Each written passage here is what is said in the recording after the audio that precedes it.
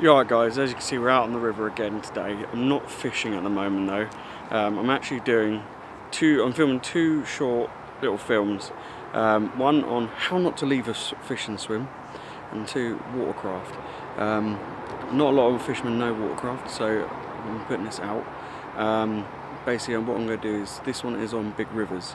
I know that the Thames is not the biggest of rivers in the country, but it's still quite daunting when you don't know what you're looking at. So I'm just going to go down the river, highlight some hot spots, and then I'll freeze frame it and then highlight the key areas where you'll want to target and where you would want to cast your lines and bait up and that sort of thing. This goes for like feeder fishing, carp fishing, chub fishing, everything. So I'm just going to cut it there and then we'll get straight to the video. Right, so this is the first swim. I'm just going to freeze this frame right here now so we can talk a bit more in depth. Right, so on a river, when you see a bridge, it's going to have full shower all over the river, free from any predators, everything from the surface. It's going to be nice and shaded. In hot weather it's going to be really dark.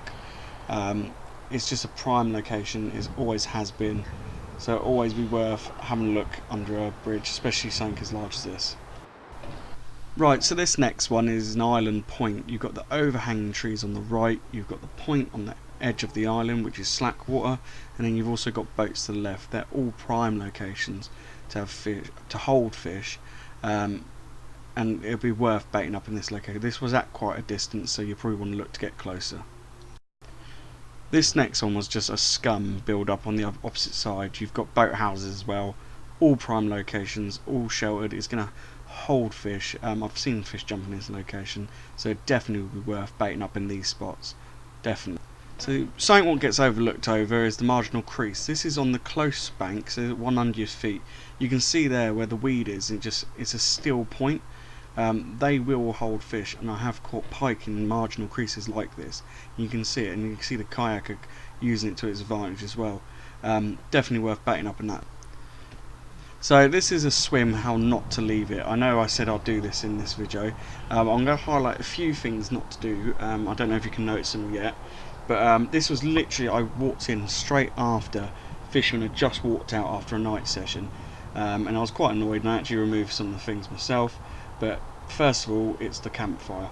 There's nothing wrong with having a fire on a bank if you can, but just clear it up afterwards. Make it look like you haven't had a fire. Move the logs out of the way and just scuff the ashes up a bit as well. Hide it so it just don't look so messy, you know. The next one was just loads of line. I actually removed this because birds get tangled up in it and dogs and stuff like that. If you're going to lose line, take it with you, put it in the bin. I mean, I put this in the dog poo bin. So yeah, that's what you need to do. I'm not going to show you the other stuff which I saw in the bushes, but it was human waste, so that sort of thing definitely remove. Also bins, cans, tins, stuff like that, anything like that, remove, because dogs can cut their noses on them, ducks can get caught up in them, all that stuff. It's not hard just to put it in a carry bag and take it home with you. But that's enough of a rant. That was just what I wanted to point out. So this swim I've actually shown you already. I've filmed two scenes already, but it's a bend. Bends are really good swims. The inside the slack, the outside where it's deeper, they just hold fish. I've caught plenty of fish on this swim myself, but it's a nice big bend, and bends just hold plenty of fish. Especially target the marginal creases and the slack water. They're the best locations on bends. So I briefly touched up on boats. Boats are key features as well. I know it's not a massive boat, but it was the only one I could see moored up. Basically perch and predators and stuff like that will all hide under these. You might find chub, you might find barbel as well, but they are key features. They are dotted over the rivers, and use them to your advantage and just literally cast a couple of feet off them and you should land a fish from them. But they are key locations. So then this next one is underwater features. It's very hard to sort of see them visually, so use your leads to feel them down and your feeders. So basically the black and white circles are marginal shelves underwater made by boats. The blue line is boat traffic. That's the main area where boats tend to travel, because you've got weed and trees on either side. So basically the two circle points are, you'll find shelf lines, and you can feel this down with the leads.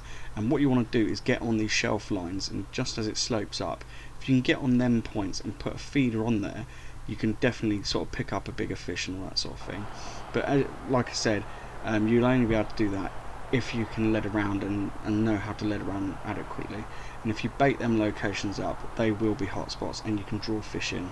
Yeah, this next one is just an obvious one. Overhanging trees, never ignore them. I mean, you normally can find sort of fish basking in the sun, protected by the overhanging trees, but never ignore them. They're always good spots, especially on lakes. But I mean, we're on a river this time, but still, just don't ignore them. Give them a go and you should be able to pick something up.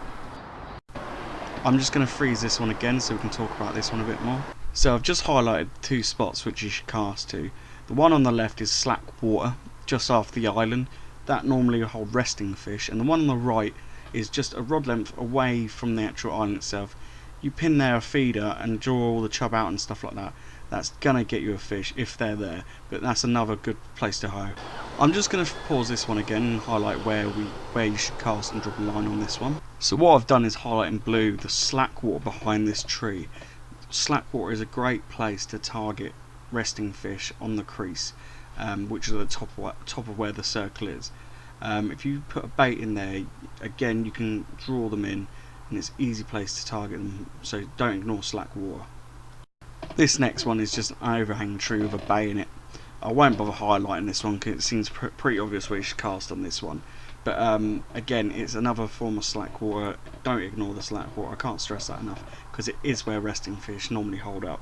I would say don't cast into it, just cast a little bit away from it, and you shouldn't spook them. Alright guys, so I hope you enjoyed that. I know it's only a short little video, but I'm hoping that it will sort of increase your knowledge on watercraft.